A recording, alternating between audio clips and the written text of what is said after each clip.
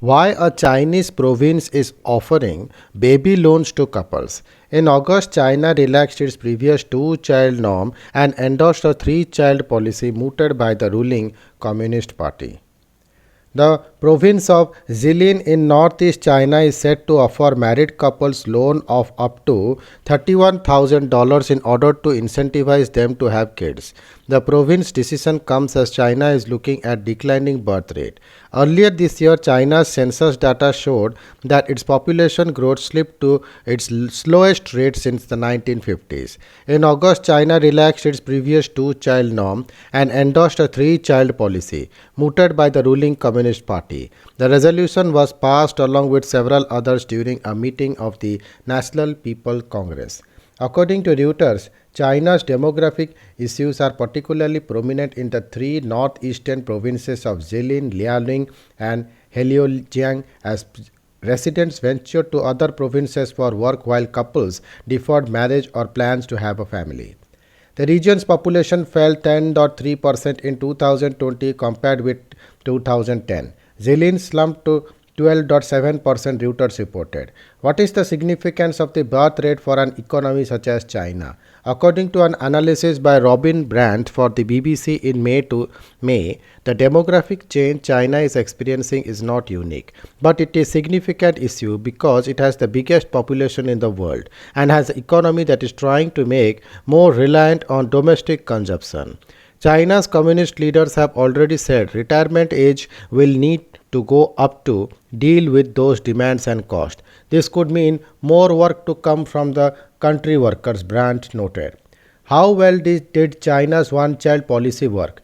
China's one-child policy, which had been enforced by former leader Deng Xiaoping in 1980, had remained in place until 2016 when fears of a rapidly aging population undermining economic growth forced the ruling Communist Party to allow 2 children per married couple.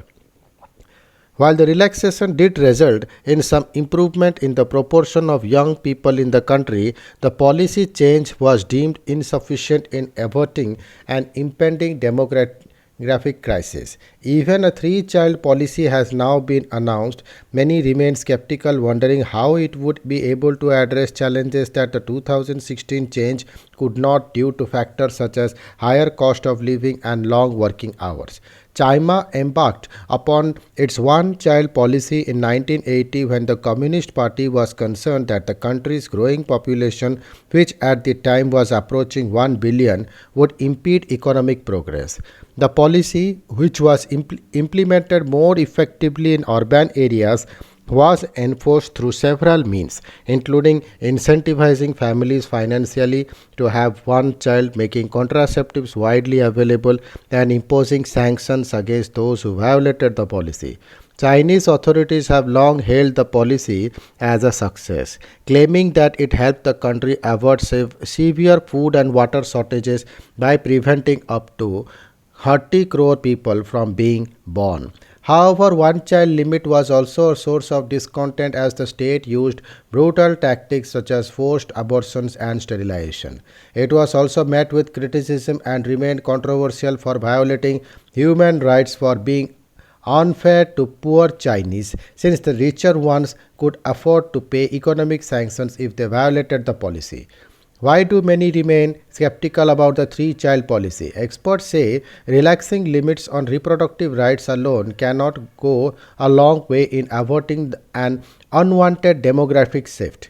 The main factors behind fewer children being born, they say, are rising cost of living, education, and supporting aging parents.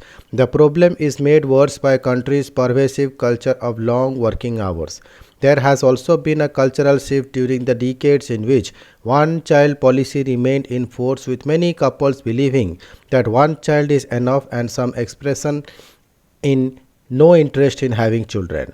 The Chinese government, however, has said the new policy will come with supportive measures which will be conducive to improving our country's population structure. Fulfilling the country's strategy of actively coping with an aging population and maintaining the advantage endowment of human resources, according to Xinhua News Agency. Thank you.